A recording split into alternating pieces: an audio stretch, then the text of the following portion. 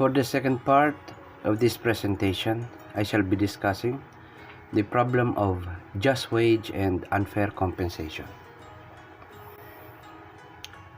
First, perhaps we should distinguish, as certain terms can prove to be interchangeable when discussing this topic. There is the term of wages, there is the term of salary, and of course we also have the term compensation.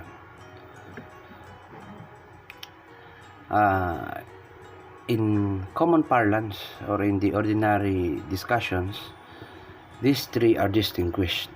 Wages are usually for the blue-collared employees, and usually on a per hour or per day or per time basis, whereas salaries are usually considered on a monthly basis, wherein it is usually paid to white-collared employees, and the time or the act or the task that is compensated is usually difficult to determine or is not objectively measured. Compensation also, on the other hand, is those that are received by an employee as a form of remuneration, but not exactly expressed in terms of money. So, just for the sake of this discussion, when we say wages, I shall be using the definition as provided by the Labor Code of the Philippines, wherein these three forms of compensation, may it be wages or salary or compensation, shall be deemed as one and the same for the purposes of convenience and to prevent confusion during this presentation. So under the Labor Code,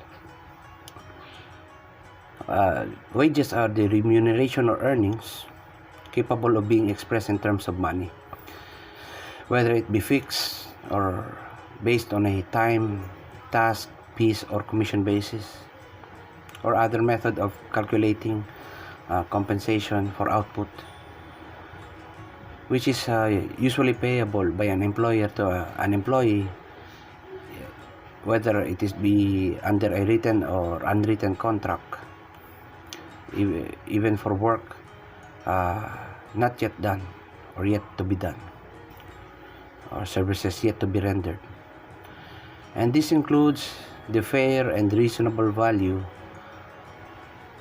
of board, lodging, and other facilities which are furnished by the employer to the employee. The problem of just wage is that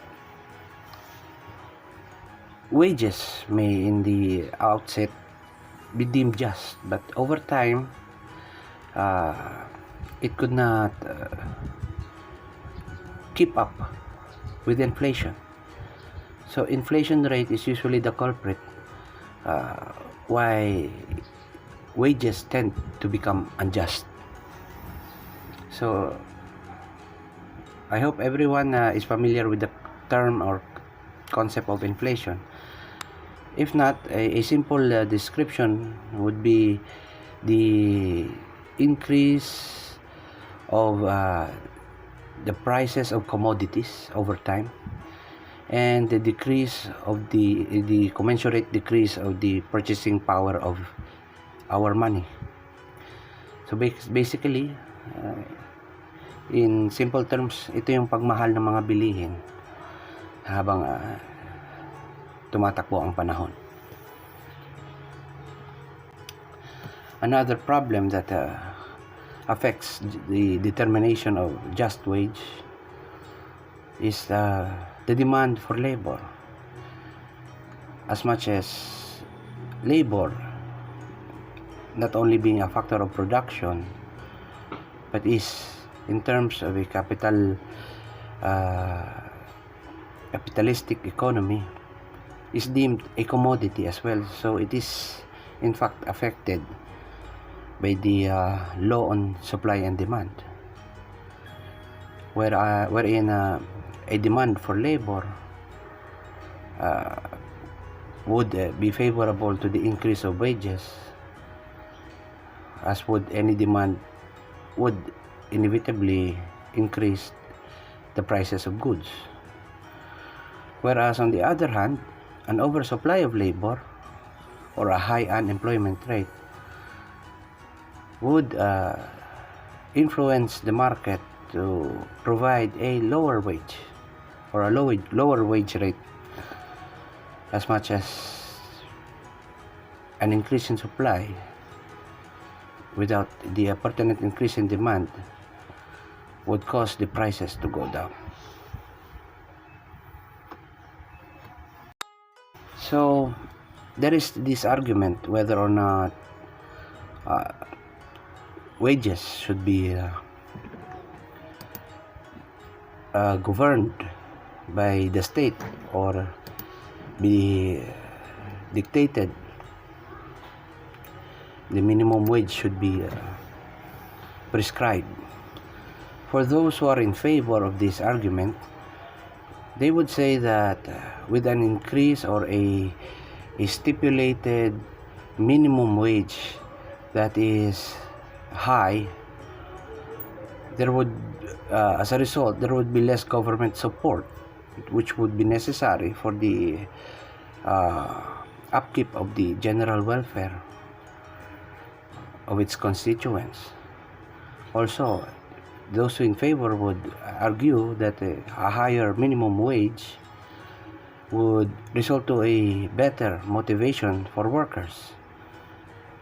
So, in effect, a higher minimum wage would increase productivity. Also, a higher minimum wage is argued to create a better working quality output, not just in terms of quantity, but output in terms of quality as well. Also, those in favor or in the position of agreeing to this side of the argument believe that an increase in the minimum wage creates for a better chance for the laborers to get out of poverty.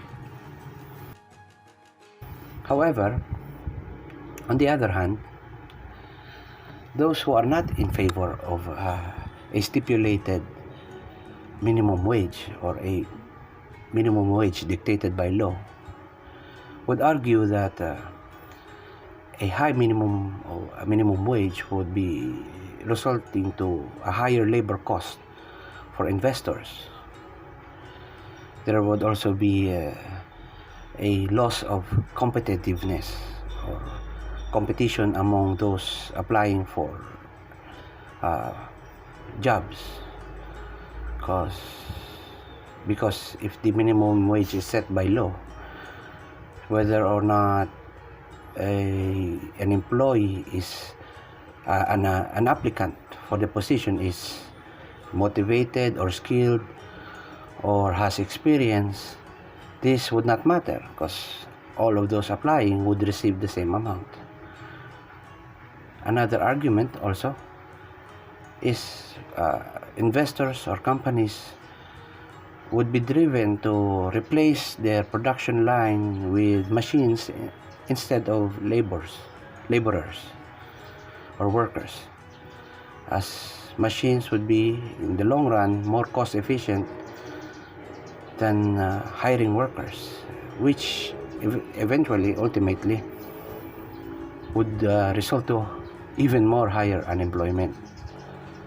So yes, all of this combined, those not in favor would argue that increasing the minimum wage to a standard that is dictated by law would ultimately lead to higher unemployment. That shall be the end of my second part, the end of part 2. Thank you very much.